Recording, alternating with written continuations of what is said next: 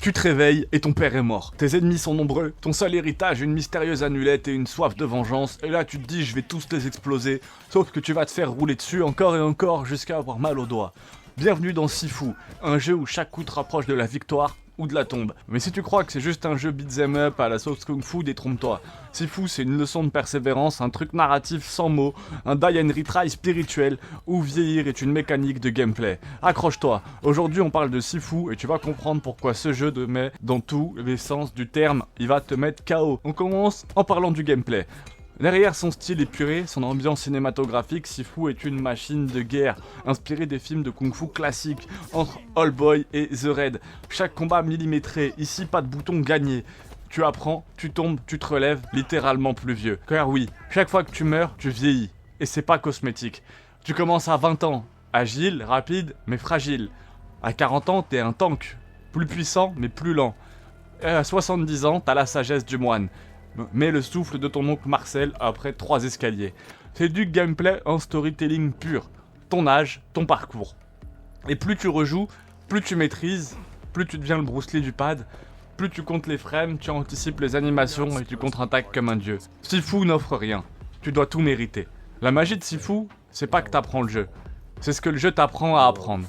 On est sur un mi-chemin entre un Souls-like en 2.D, en 2.5D, un roguelite, un simulateur de rage continue. Tu vas échouer beaucoup, mais chaque défaite te forge. Tu débloques des compétences, certaines sont permanentes, mais pas tout de suite. Tu veux garder ton coup de pied retourné après ta mort, va falloir farmer et mourir encore. Mais le jeu est juste. Brutal, mais juste. Et quand t'arrives à finir un niveau à 22 ans au lieu de 65, t'as l'impression d'avoir fait une thèse de kung-fu. Tu te tiens plus droit dans ton salon, tu regardes ton chat comme s'il allait attaquer. La direction artistique, la musique, graphiquement Sifu ne cherche pas le réalisme. Mais il a trouvé l'efficacité. C'est stylisé, coloré, souvent onirique, chaque niveau est une claque visuelle. Le club techno avec ses néons et ses gardes possédés, le musée où l'art de se transformer en cauchemar, le sanctuaire, zen et impitoyable. On sent l'inspiration asiatique mais aussi l'amour du cinéma d'action. Et la musique, minimaliste, tribale, percutante, elle te suit, te hante, te pousse à te dépasser. C'est du beat'em up émotionnel. Si tu veux comparer, imagine un mélange entre Sekiro pour l'exigence, Street of Rage pour l'ADN du beat'em all, Returnal pour la progression par l'échec, et Céleste pour la courbe de skill qui monte vers les étoiles. D'ailleurs, une vidéo est disponible sur ma chaîne pour quasiment chacun des jeux. Mais Sifu reste très unique. Ça te parle sans un mot, ça te pousse à méditer entre deux uppercuts, et surtout ça fait de ta défaite une victoire méritée. Et le pire, il y a une histoire. Classique en surface, vengeance, 5 boss à battre, chacun lié à un traumatisme.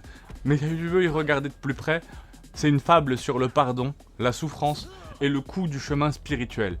Tu peux finir Sifu avec haine ou avec paix. Deux fins, deux philosophies. Et le vrai message du jeu, il est là.